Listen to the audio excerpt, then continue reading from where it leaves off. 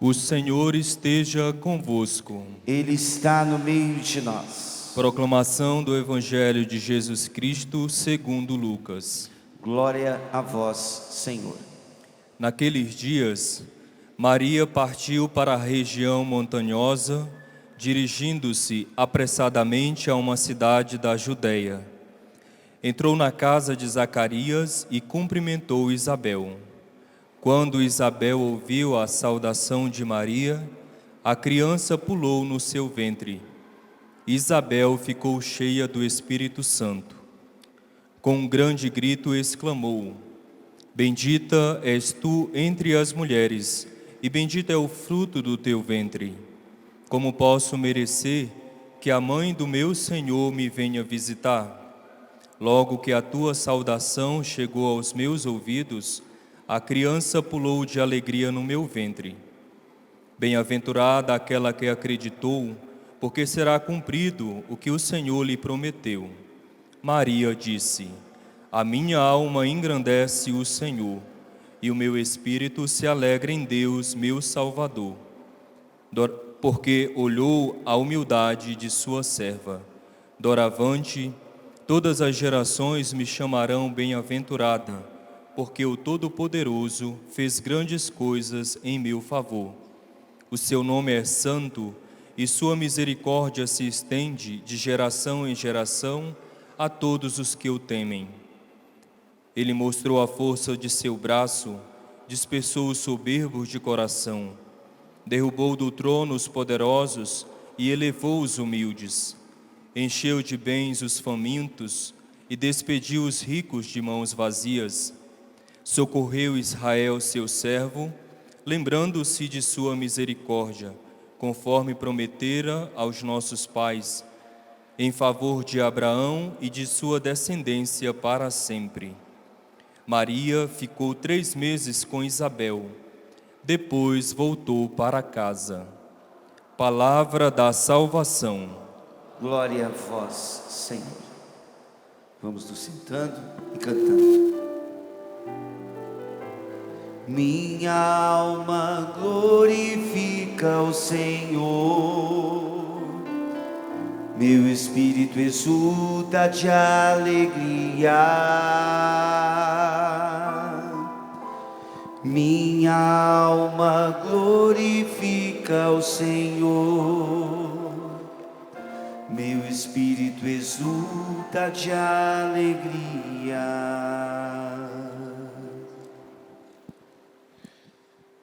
Queridos irmãos e irmãs, reverendíssimos sacerdote, diácono, seminaristas, hoje nós encerramos o mês de maio,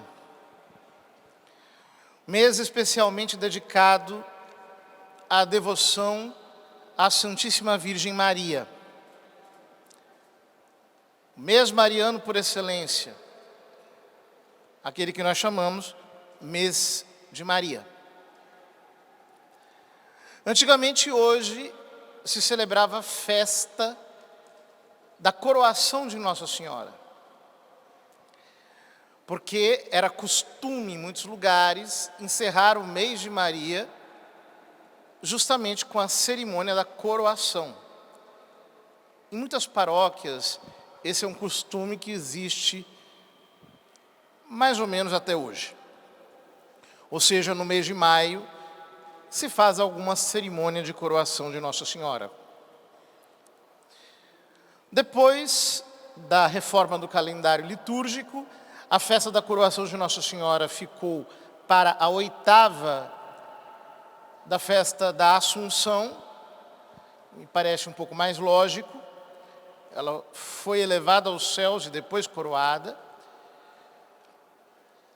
E a igreja colocou aqui, no final do mês de maio, a festa da visitação de Nossa Senhora, que nós contemplamos no segundo mistério gozoso do Santo Rosário e que é bem descrita por São Lucas no Evangelho que nós acabamos de ouvir. O texto diz: naqueles dias, Maria levantou-se e foi apressadamente à região montanhosa, a uma cidade de Judá. Continua dizendo que ela entrou em casa de Zacarias e saudou Isabel. Zacarias, como lemos no começo do Evangelho de São Lucas, era sacerdote, portanto da tribo de Levi. Portanto, ela entra numa casa sacerdotal. Cada detalhe aqui foi muito bem pensado por São Lucas. E o paralelo desse texto está justamente no capítulo 6 do segundo livro de Samuel. O texto fala sobre o translado da Arca da Aliança. E diz: Davi reuniu novamente todos os guerreiros de elite de Israel, 30.000. Ele e todo o povo que estava com ele puseram-se a caminho de Baala de Judá para fazer subir de lá a arca de Deus, sobre a qual é invocado o nome de Yahvé dos exércitos, que está sentado sobre ela entre os querubins. Transportaram a arca de Deus sobre um carro novo, tirando-a da casa de Abinadab na colina. Oza e Aio, filhos de Abinadab, conduziam o carro novo. Oza andava ao lado da arca e Aio andava à frente dela. Davi e toda a casa de Israel dançavam diante de Yahvé com pleno entusiasmo, ao som de cantos e cítaras, harpas e pandeiros, sistros e símbolos. Vejam, Santa Isabel dirá a Nossa Senhora: a criança pulou de alegria no meu ventre, quando eu escutei a tua saudação. Aqui, Davi e toda a casa de Israel dançam diante de Yahvé com pleno entusiasmo. Quando, porém, chegaram à eira de Nacon, Oza estendeu a mão para a arca de Yahvé, segurou-a, porque os bois tropeçaram. Então Yahvé inflamou-se de ira contra Oza, Deus o feriu por causa de sua temeridade, e ele morreu ali mesmo, junto da arca de Deus. Davi entristeceu-se porque Yahvé abrira uma brecha contra Oza. E aquele lugar recebeu o nome de Fares Oza, isso é, brecha de Oza. Naquele dia, Davi sentiu temor de Yahvé e disse: como chegará até mim a arca de Yahvé? O que Isabel fala a Maria Santíssima? Como posso merecer que a mãe do meu Senhor me venha visitar? É a mesma consideração. Por isso, Davi não quis que deslocassem a arca de Yahvé até ele, na cidade de Davi, mas desviou-a para a casa de Obed-edom, o gatita. Veja, antes, o trecho diz que transportaram a arca de Deus sobre um carro novo, tirando-a da casa de Abinadab na colina, nas regiões montanhosas. O trecho de São Lucas começa dizendo: naqueles dias Maria levantou-se e foi apressadamente à região montanhosa. Por fim, diz que a arca de Yahvé ficou na casa de Obed-edom gatita durante 3 meses. E Yahvé abençoou Obed-edom e toda a sua casa. E o trecho termina dizendo que Maria ficou 3 meses com Isabel e depois voltou para sua casa. Ou seja, São Lucas escreveu a narrativa da visita de Maria a Isabel, olhando para 2 Samuel 6. Os paralelos são impressionantes. Ele vai à região montanhosa, Maria vai à região montanhosa. Ele pula diante da arca, vestido com um éfode, uma roupa sacerdotal, São João Batista, filho de Zacarias, portanto também ele, da tribo sacerdotal, pula no ventre de sua mãe.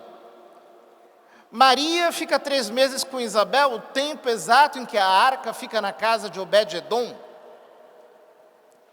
Há muitos paralelismos nesse texto. Por quê? O que São Lucas está querendo nos dizer aqui? Lucas está querendo nos dizer que Maria é a arca da nova aliança. E essa ideia não era uma ideia apenas da comunidade de São Lucas. E nós o vemos claramente no livro do Apocalipse. O Apocalipse de São João. No final do capítulo 11, o texto diz, logo depois do anúncio da 7ª trombeta: abriu-se o templo de Deus que está no céu, e apareceu no santuário a arca da aliança. Houve relâmpagos, vozes, trovões, terremotos e uma grande tempestade de granizo. Então apareceu no céu, também no céu, um grande sinal. Uma mulher vestida de sol, tendo a lua debaixo dos pés, e sobre a cabeça uma coroa de 12 estrelas. Estava grávida e gritava de dor, atormentada pelo trabalho de parto. Versículo 5. E ela deu à luz um filho varão, que veio para governar todas as nações com cetro de ferro. Mas o filho foi arrebatado para junto de Deus e do seu trono. Aqui aparece a arca da aliança, e como numa sobreposição de imagens aparece um outro sinal, um grande sinal: a mulher vestida de sol, grávida para dar à luz daquele que vai reger todas as nações com cetro de ferro. Quem é essa mulher? Essa mulher, os padres da igreja interpretavam que era a igreja. E de fato, a igreja está vestida de sol porque a vida do Cristo está nela pela graça. A igreja tem a lua debaixo dos pés porque a instabilidade da criação está dominada pela força da fé. Ela tem uma coroa de 12 estrelas porque ela tem a doutrina dos 12 apóstolos sobre a sua mente. E ela continuamente gera Cristo em meio a dores de parto, ou seja, por meio do labor da meditação, pelo qual a palavra é gerada em nós e essa mesma palavra é compartilhada. Porém, nós não podemos sonegar a semelhança que esta figura tem com a mãe de Cristo, com a Santíssima Virgem, sobretudo quando nós pegamos o paralelo de São Lucas e o colocamos diante desse texto. Por quê? De fato, ela é a arca da nova aliança. Ela tem em suas entranhas não mais o maná, como havia na arca da velha aliança, não mais o cajado de Arão, não mais a tábua dos 10 mandamentos. O que ela tem dentro de si é Cristo. Cristo é a palavra eterna do Pai. É a lei eterna que vem ao nosso encontro. Cristo é o pão vivo descido do céu. É o novo maná que veio para saciar a nossa fome. Cristo é o verdadeiro sumo sacerdote, que não é mais sacerdote segundo a ordem de Arão, mas segundo a ordem de Melquisedeque. Ela traz Cristo no seu ventre, e portanto, ela sim é a arca da nova aliança. E aqui, nesse texto, essa mulher toda revestida de glória e graça, toda resplandecente de beleza, coroada de 12 estrelas. É a mesma que aparece no Apocalipse. Nossa Senhora, a Santíssima Virgem Maria, é uma imagem perfeita da igreja. É lindo observar isso, por exemplo, quando ao invés de antagonizar esses princípios, colocando Nossa Senhora de um lado e a igreja do outro, nós percebemos que ela é a imagem mais perfeita e acabada da igreja. Ela é a obra-prima de Deus.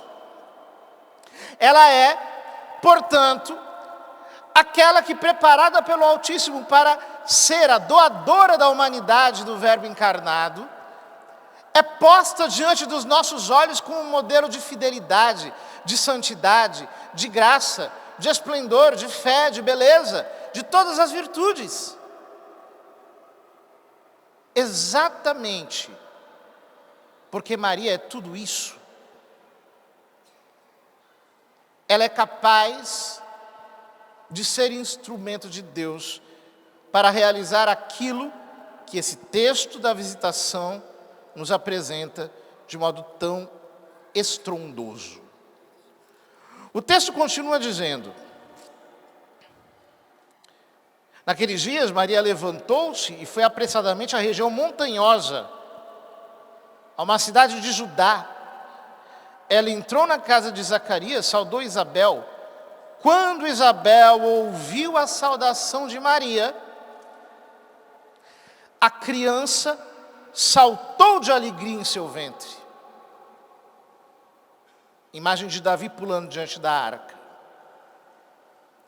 Mas o texto diz: Isabel ficou cheia do Espírito Santo.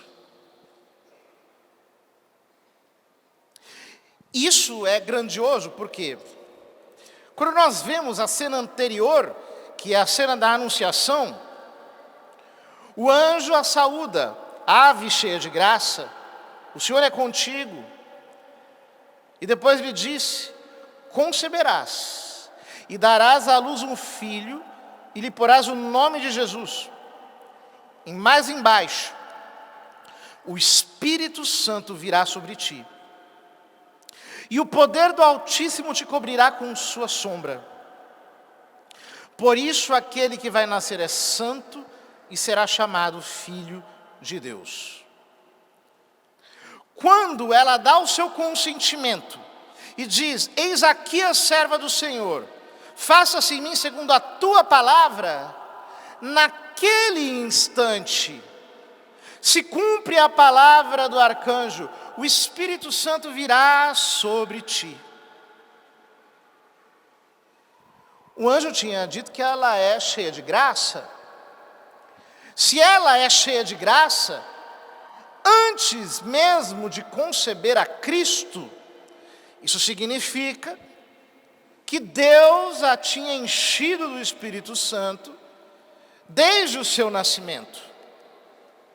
Porém, no instante mesmo em que ela é tornada mãe de Deus, em que ela concebe o Verbo encarnado em seu ventre, naquele instante mesmo, acontece como um transbordamento daquilo que já estava dado como pleno. É como se o mar se extravasasse a si mesmo, se transbordasse de si mesmo, e ela recebe uma segunda efusão do Espírito Santo. Por quê? Ao ouvir a saudação de Maria, Isabel fica cheia do Espírito Santo. Por um motivo simples: porque ela tinha o Espírito Santo desde o momento em que concebera o Filho de Deus em seu ventre, de maneira transbordante, saindo de dentro dela como fonte de água viva. Quando ela chega em casa de Isabel e diz: Shalom, Isabel é batizada no Espírito Santo. Quando ela entra em casa de Isabel e a cumprimenta, Isabel fica tomada pelo Espírito Santo, pelo espírito de profecia, ela abre a sua boca e, cheia do Espírito Santo, diz: bendita és tu entre as mulheres, e bendito é o fruto do teu ventre. Reparem, irmãos, o que São Lucas nos está dizendo aqui. Ele está dizendo que Isabel ficou cheia do Espírito Santo e proclamou e profetizou: bendita és tu entre as mulheres, e bendito é o fruto do teu ventre. Mas escuta, isso não parece estranho? Porque como o Espírito Santo iria fazer Isabel bendizer primeiro a Maria e depois a Cristo? Não sei se vocês já repararam nisso. Cheia do Espírito Santo, Isabel diz: bendita és tu entre as mulheres, e bendito é o fruto do teu ventre. Ou seja, é o Espírito Santo que faz Isabel bendizer primeiro a Maria e depois a Cristo. Por que é importante nós dizermos isso? Porque, lamentavelmente, os nossos irmãos separados colocam nas pessoas uma espécie de medo de invocar Nossa Senhora.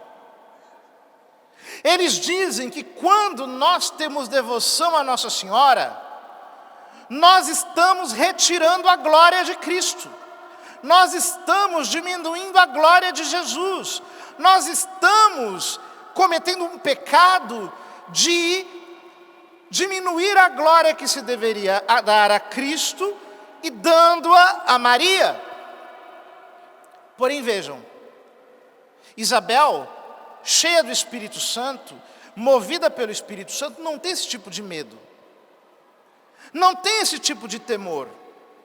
Isabel, cheia do Espírito Santo, simplesmente diz: bendita és tu entre as mulheres, e bendito é o fruto do teu ventre. Porque ela sabe que quando ela bendiz Maria, o que ela está fazendo é bendizer Cristo também. Bendizer Maria não é outra coisa do que bendizer Cristo. Entenda uma coisa: não existe concorrência entre Jesus e Maria. Ela é a mãe, ele é o filho. E ela quem ela é por causa dele. Ela é quem ela é por ser mãe dele. Por isso eu posso dizer a você, se você tem medo no seu coração, se alguém colocou no seu coração algum tipo de receio, algum tipo de escrúpulo, e você fica aí ainda católico, com medo de rezar a Nossa Senhora, com medo de repetir essas palavras da Escritura, inspiradas pelo Espírito Santo, hoje eu quero que Deus arranque do teu coração esse medo de Maria. Eu quero que Deus arranque do teu coração esse medo que te separa de quem ela é e de quem Cristo é. Não tenha medo de Maria. Não tenha esse escrúpulo no seu coração. Não há divisão entre os dois. Não há competição entre os dois. E a maior prova disso é o que vem depois. Quando Isabel diz: bendita és tu entre as mulheres, bendito é o fruto do teu ventre, o que Maria diz? Qual é a resposta de Maria?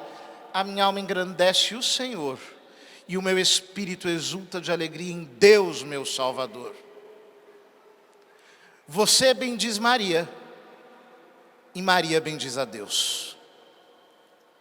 Mas a bendição que Maria faz a Deus vale mais para Deus do que a bendição que você faz de Maria. E por isso, quando você bendiz Maria, ela está bendizendo a Deus em teu nome. porque a bendição de Deus na boca dela vale mais do que a bendição de Deus na tua boca. Não tenha medo de bendizer Maria Santíssima, de chamá-la de bem-aventurada, de repetir muitas vezes como nós repetimos no Santo Rosário: bendita sois vós entre as mulheres, bendito é o fruto do teu ventre, porque quem disse isso foi o Espírito Santo na boca de Isabel. E se alguém diz o contrário disso, não pode estar sendo conduzido pelo Espírito Santo, mas está sendo conduzido pelo Espírito maligno. É muito simples. Queridos, se nós vamos ao Apocalipse de São João, nós vemos o quê? Ainda no capítulo 12, apareceu no céu um grande sinal: uma mulher vestida de sol, tendo a lua debaixo dos pés, e sobre a cabeça uma coroa de 12 estrelas. Então apareceu outro sinal no céu: um grande dragão cor de fogo, tinha 7 cabeças e 10 chifres, e sobre as cabeças 7 diademas. E diz, no versículo 13: quando viu que tinha sido lançado à terra o dragão, a quem, no versículo 9, São João diz que é o diabo e Satanás, o dragão começou a perseguir a mulher que tinha dado à luz o menino. Quem persegue a mulher não é Deus, é Satanás. Quem persegue a mulher não está sob a inspiração de Deus. Quem persegue a mulher está sob a inspiração do dragão. Isso é Bíblia. Isso é Sagrada Escritura. Isso está escrito para nossa edificação. Portanto, se você ama a palavra de Deus, faça-me um favor: não retire Maria Santíssima do lugar que lhe pertence. Ela é a arca da nova aliança. Ela é a mãe de Deus. Ela é o exemplo perfeito, a imagem perfeita da igreja. E portanto, eu não vou fechar as portas da minha casa, as portas da minha vida para a visitação de Nossa Senhora. Muito pelo contrário, eu te convido hoje a arregaçar, a abrir, a escancarar as portas da tua casa, as portas da tua vida, e fazer como fez João Evangelista aos pés da cruz, que recebeu Maria por mãe. E ele mesmo diz ali naquele texto: daquele dia em diante, ele a levou para a sua casa.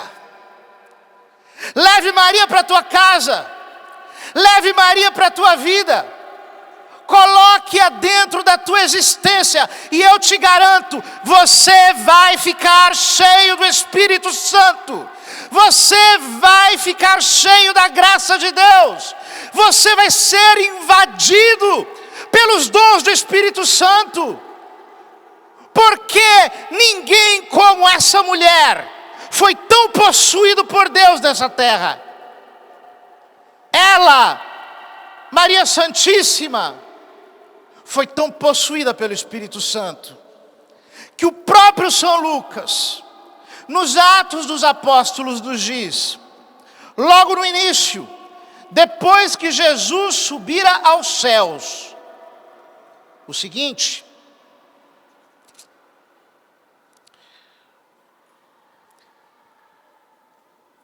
eles, versículo 14, perseveravam na oração em comum, junto com algumas mulheres e Maria, mãe de Jesus, e com os irmãos dele. A palavra eles perseveraram em oração, eles perseveravam em oração é uma palavra muito forte na língua grega, proskrastareuntes, uma coisa desse tipo. E essa palavra significa, eles insistiam em oração com Maria, eles estavam em todo o tempo, naqueles 10 dias entre a Ascensão e Pentecostes, clamando, insistindo com Maria. Por quê? Será que existe alguma mestra na oração maior do que ela? Alguém que tem intimidade com Cristo mais do que ela? Alguém que conheça Jesus mais do que ela? Alguém que tenha sido desposada pelo Espírito Santo mais do que ela? É claro que não. É por isso que em torno de Maria, a comunidade apostólica estava reunida, insistindo em oração, até que eles fossem cheios do Espírito Santo. Quer ficar cheio do Espírito Santo? Faça o que os apóstolos fizeram. Coloque Maria dentro do cenáculo. Ela está dentro do cenáculo. O cenáculo é o lugar da ceia. É o lugar em que Cristo instituiu a Eucaristia e o sacerdócio. O cenáculo é o lugar em que Maria está com os apóstolos, perseverando em oração. Portanto, não tem como existir um cenáculo no qual não haja a Eucaristia e Nossa Senhora. Só onde ela está e onde o seu Filho na Eucaristia está, é que nós temos verdadeiramente o cenáculo. E quando o Espírito Santo vê Jesus e Maria, vê em nós as marcas da devoção à Eucaristia, da devoção a Nossa Senhora, rapidinho ele vem e você fica cheio do Espírito Santo. Quer ficar cheio do Espírito Santo? Não larga a Nossa Senhora.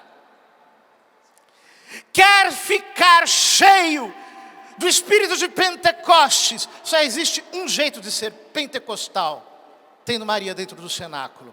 Caso contrário, não é pleno Pentecostes. Isso é Bíblia. Isso é o que está aqui na palavra. Mas São Lucas continua dizendo: quando Isabel ouviu a saudação de Maria, a criança saltou de alegria em seu ventre. Isabel ficou repleta do Espírito Santo e com voz forte, com grito, exclamou: bendita és tu entre as mulheres e bendito é o fruto do teu ventre. Veja, a devoção a Nossa Senhora não pode ser uma coisa assim abafada. Aqui diz, com um grito, exclamou. O Espírito Santo a fez gritar. Por isso que nós católicos não temos vergonha de dar um viva a Nossa Senhora. Não temos vergonha de dar um louvado seja Jesus Cristo e sua mãe Maria Santíssima. Porque é para gritar mesmo. Isso é obra do Espírito Santo na igreja. Maria vai dizer nas linhas abaixo: todas as gerações me chamarão bem-aventurada. Mas estas gerações começaram com Isabel, movida pelo Espírito Santo. Bendita és tu entre as mulheres, e bendito é o fruto do teu ventre. Como posso merecer que a mãe do meu Senhor me venha visitar? A mesma frase de Davi. Como posso merecer que a arca da aliança me venha visitar?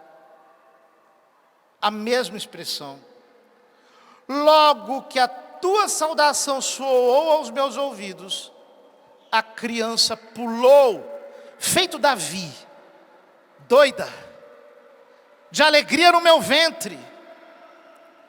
A criança pulou de alegria no meu ventre, quando escutou a tua saudação. Vejam, em 2 Samuel 6, está escrito algo que nós precisamos entender em relação a essa passagem. Ali está dito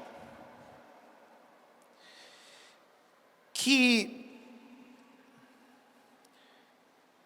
Davi dançava com todas as suas forças diante de Yahvé, cingido apenas com um éfode feito de linho. Davi e toda a casa de Israel conduziam a arca de Yahvé, soltando gritos, tocando trombeta. Quando a arca de Yahvé entrou na cidade de Davi, Micol, filha de Saul, olhou pela janela e viu o rei Davi saltar e dançar diante de Yahvé, e desprezou-o em seu coração. Quando Davi voltou para abençoar a casa, Micol, filha de Saul, saiu-lhe ao encontro e disse: que bela figura fez hoje o rei de Israel, desnudando-se aos olhares das escravas dos seus servos, como faria um bufão qualquer. Mas Davi respondeu a Micol: é diante de Yahvé que eu danço. Bendito seja Yahvé que me escolheu de preferência a teu pai e a toda a tua casa, para tornar-me um príncipe do seu povo de Israel. Diante de Yahvé eu me alegro, e eu me humilharei ainda mais, rebaixando-me a meus próprios olhos, mas da parte das escravas de que falas ganharei estima. E Micol, filha de Saul, não teve filhos até o dia da sua morte. Sempre parece alguém para tentar nos censurar na nossa devoção a Nossa Senhora. Alguém para dizer assim: não, muito exagerado, não precisa fazer isso tudo. Onde já se viu? Que figura é essa? Você aí, se excedendo todo na devoção a ela, na devoção à arca do Novo Testamento. Que loucura! Persevere na tua devoção a Nossa Senhora. Persevere. Aqui o texto diz que aquela que desprezou Davi em seu coração ficou sem gerar filhos até o fim de sua vida. Foi amaldiçoada. Se tornou estéril. Quer ser fecundo diante de Deus. Quer ter um ministério frutífero diante de Deus. Quer ser alguém que produz fruto, cuja obra de suas mãos não é estéril. Não despreze a devoção a Nossa Senhora. Faça o contrário. Seja como uma criança que pula, que dança, que tem arroubos de devoção, que diante dela sabe se ver como um menino, que se coloca diante dela com toda a confiança, com toda a devoção. Logo que a sua adoção chegou aos meus ouvidos, a criança pulou de alegria no meu ventre. Bem-aventurada aquela que acreditou, porque será cumprido o que lhe foi dito da parte do Senhor. Então Maria disse, ela disse o quê? Esse hino, o Magnificat, é uma espécie de coxa de retalhos de textos da Escritura.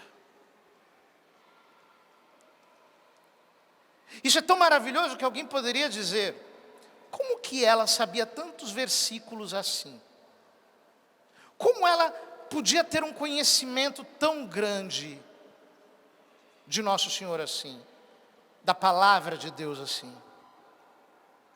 Pois é.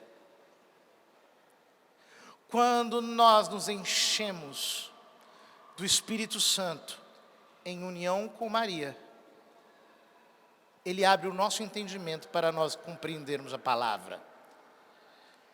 Ele faz conosco o que fez com os discípulos no capítulo 24 do próprio São Lucas, quando diz que Ele abriu o seu entendimento para que eles compreendessem as Escrituras. Já no caminho de Emaús, Jesus está falando da palavra do Velho Testamento, a palavra eterna. Toma a palavra escrita e explica para os apóstolos exatamente o que está acontecendo aqui na alma de Maria. Entenda uma coisa: não adianta andar com uma Bíblia debaixo do braço sem ter o entendimento correto do Espírito Santo. Não adianta você saber versículos de cor, mas não tê-los no lugar certo. Até Satanás citou a Bíblia para tentar a Cristo. A palavra de Deus deve ser retamente interpretada, em comunhão com os apóstolos, na igreja. É aqui que nós recebemos a iluminação para entender as Escrituras. E elas brotam do nosso coração como louvor perfeito a Deus, exatamente como brotou no coração da Santíssima Virgem. A minha alma engrandece o Senhor e meu espírito exulta em Deus meu Salvador, porque olhou para a condição humilde de sua serva.